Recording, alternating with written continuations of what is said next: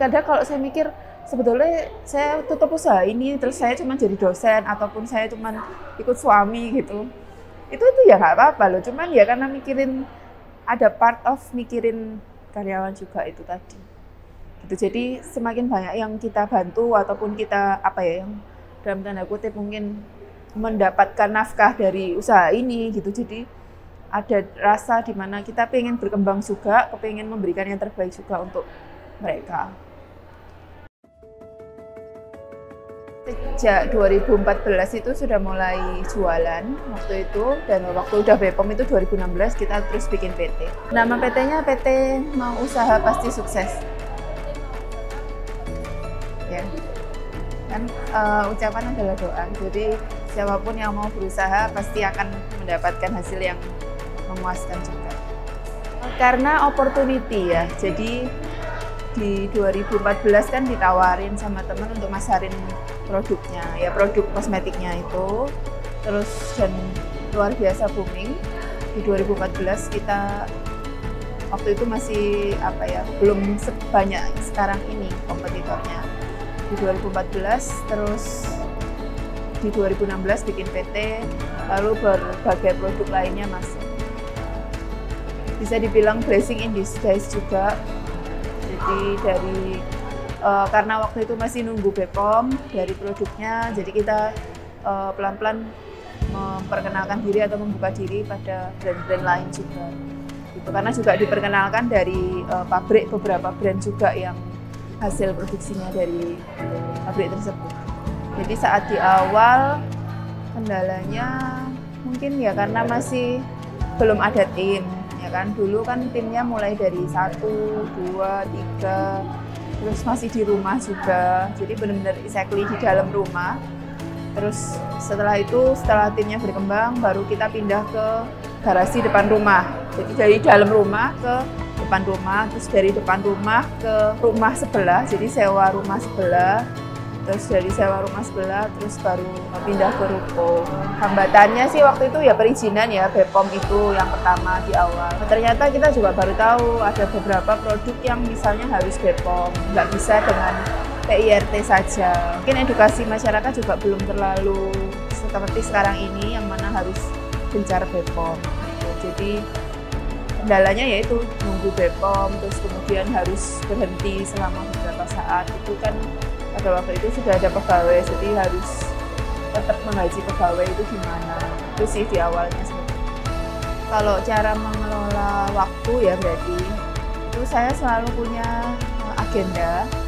Jadi di agenda itu memang benar-benar sudah ada jadwal atau deadline, apa yang harus saya kerjakan hari ini, apa yang harus diselesaikan. Jadi biar nggak lupa sih, karena kita kan banyak profesi, bukan banyak profesi sih, kayak entrepreneur iya, terus kemudian dosen iya, kemudian anak juga 3, masing-masing punya keperluan sendiri-sendiri. Jadi biar nggak lupa, mungkin daftar sekolah anak atau apa, semuanya ada di buku itu gitu. Dan pastinya cara mengelola waktu ya benar-benar stick pada deadline. Kalau apa yang sudah ditentukan deadline, kayak di kampus gitu kan ada deadline ngumpulin nilai, kemudian harus datang ke kampus, itu ya berarti harus komit dengan apa yang sudah ditetapkan gitu. Dan harus pada waktu di kampus ya mikirnya kampus, bukan mikirin kerjaan atau mikirin rumah gitu. Sama juga kalau di rumah juga, kalau misalnya masih jam anak-anak belum tidur ya pasti sama anak-anak gitu. Kalau di kantor ya yang dipikirin fokus ke kantor. Jadi apa sih istilahnya, mindfulness. Jadi benar-benar ada pada waktu itu memikirkan fokus pada apa yang di depan kita. Tentunya kalau misalnya cara balance tadi atau cara membagi waktu supaya nggak keteteran juga, ya harus tahu porsi dirinya gitu. Terutama kalau misalnya kalau dalam kasus ini saya sebagai dosen ya berarti tidak mengambil terlalu banyak SKS gitu, karena kalau terlalu banyak SKS kan pastinya waktu yang tersita juga semakin banyak. Kemudian karena dosen kan atau mungkin pekerjaan lain, kalau teman-teman di sini kan pasti ada harus prepare, karena kita harus memberikan yang terbaik juga. Berarti dalam tanda kutip customer kita ya, entah itu mahasiswa atau karyawan, itu kan kita juga harus memberikan the best part of us gitu loh. Bukan berarti salah satu ada yang dikesampingkan atau dianaktirikan. Jadi yaitu tahu porsinya gitu. Kalau memang misalnya di salah satu usaha keteteran ya berarti memang harus rekrut pegawai gitu, supaya karena waktu kita yang mahal sih ya kan waktu kitanya yang perlu bisa bagi waktu dengan baik gitu. Cara mengatasi persaingan pasar di industri kosmetik saat ini yang semakin ketat ya berarti kita mesti tetap up to date, jadi nggak cuman beresin dari sisi manajemen usahanya juga, tapi juga harus melihat peluang yang ada, termasuk punya tim yang mungkin bisa memberi kita masukan. Kalau mungkin karena tadi waktu kita mahal ya, berarti kita mesti rekrut tim yang bisa kasih kita masukan produk-produk apa yang saat ini mungkin lagi viral. Terus tetap memberikan yang terbaik sih, karena pemain industri kosmetiknya banyak, produknya yang dipasarkan atau yang ada di pasaran juga sangat banyak gitu loh. Jadi kelebihannya apa? Kita mesti punya value apa nih di mata customer gitu. Jadi kita harus punya value added itu sih. Jadi kalau di dunia kecantikan sendiri itu value added-nya ya barang-barang yang ada di situ itu sudah dikurasi ya dalam tanda kutip. Jadi benar-benar memang produk best seller dari semua brand, karena misalnya satu brand itu kan punya banyak sekali SKU, banyak lini produk. Nah itu kita kurasikan, kita pilihkan yang mana yang memang best seller atau mana yang memang bagus hasilnya. Dan mungkin ada produk-produk dalam tanda kutip mungkin indie brand gitu yang mungkin belum banyak di pasaran, diiklankan di TV atau di baliho, tapi benar-benar kita kurasi karena mungkin kita kenal dan kita tahu perkembangan bisnis tersebut dan memang mencoba ya. Kita banyak kan juga teman-teman semua karyawan juga banyak yang pakai produk-produk yang ada di dunia kecantikan. Jadi kita memang mendapatkan manfaat dari situ. Jadi benar-benar produk yang dijual itu ya kita juga pakai gitu. Di 2014 itu saya mulai dari online, dan setelah saya berkontemplasi, bermeditasi, akhirnya tetap memilih jalur online gitu. Dan untuk seterusnya atau nggak tahu sampai kapan, pokoknya dalam mungkin 5 tahun ke depan, kita udah ada coba beberapa kayak sewa gudang gitu ya di beberapa kota, dan itu kan untuk apa ya, tes market gitulah, market mana yang ternyata bagus untuk kita masukin gitu. Dan kita sudah punya datanya dari beberapa kota, dan makanya tadi kenapa memilih Jakarta, karena memang ternyata Jakarta pasar yang masih sangat luas dan mungkin ya di situ peminat untuk beauty sendiri juga sangat besar. Faktor terbesar yang membuat bisnis berkembang hingga saat ini tadi ya up to date dengan perkembangan zaman. Karena mungkin saya sendiri juga menyukai bidang ini gitu. Jadi merasa kalau misalnya setelah di sosmedan itu juga yang dicari itu ya produk-produk kecantikan gitu loh.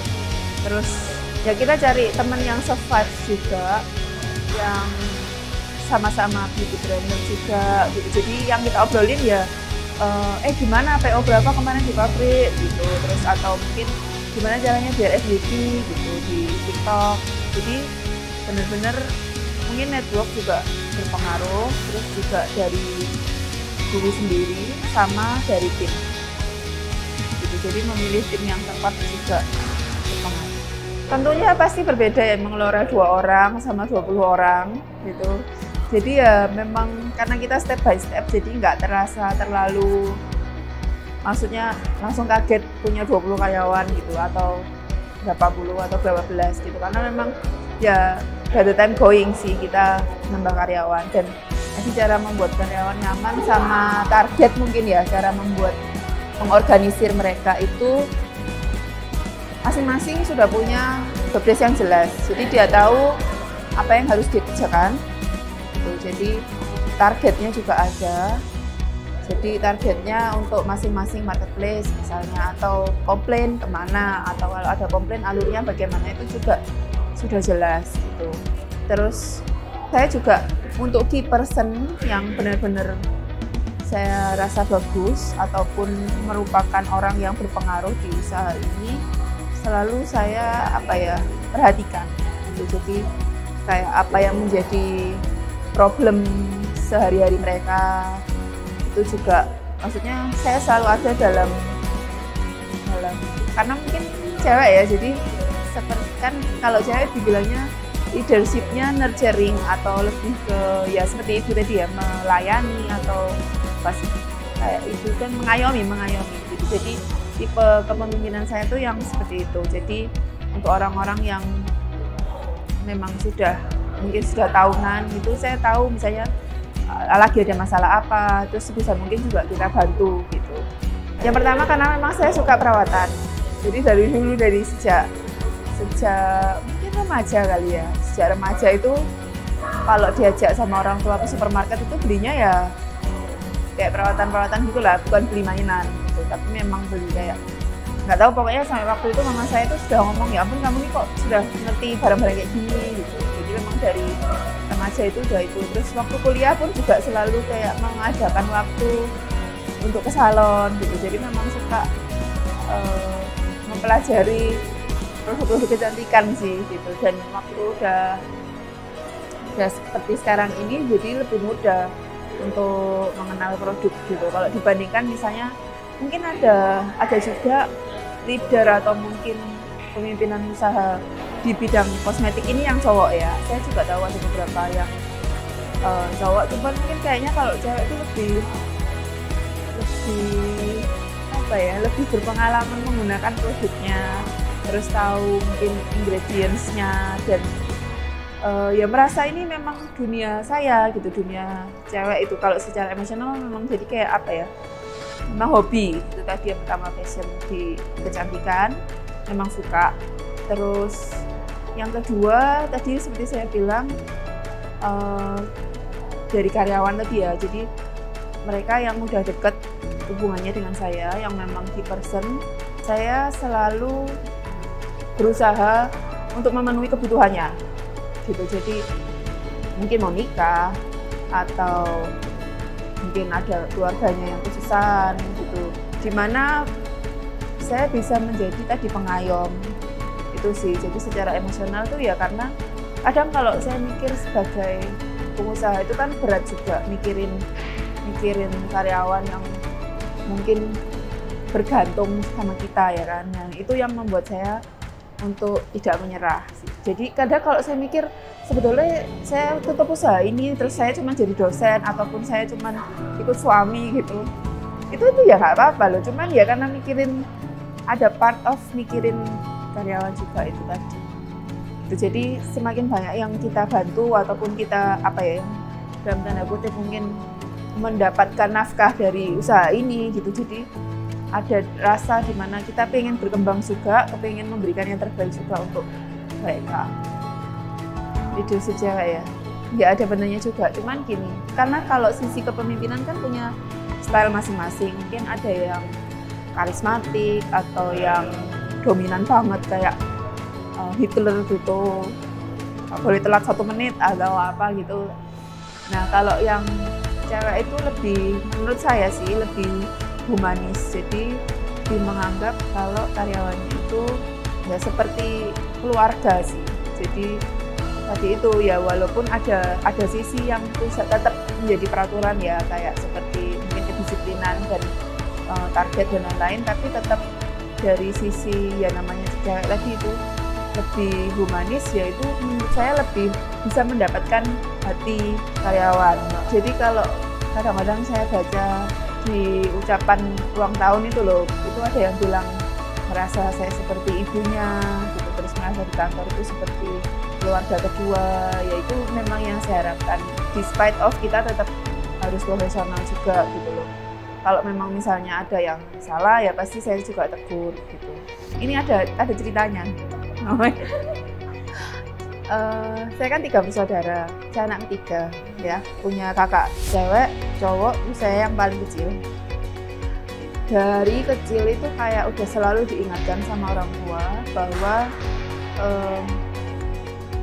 kan kita sering melihat, mungkin gini, istilahnya itu dalam satu keranjang telur, kalau kita beli telur itu pasti ada satu yang retak. Pernah tahu nggak sih? Ya gitu. Jadi intinya kalau kita beli telur pasti selalu ada satu yang retak. Nah itu filosofinya kan dalam satu keluarga itu pasti ada satu yang kurang baik hasilnya. Jadi entah itu nakal ataupun ya kurang sukses gitulah. Jadi orang tua saya selalu bilang nggak mau ada anaknya yang tidak berhasil. Jadi nggak mau ada anaknya yang retak tadi itu.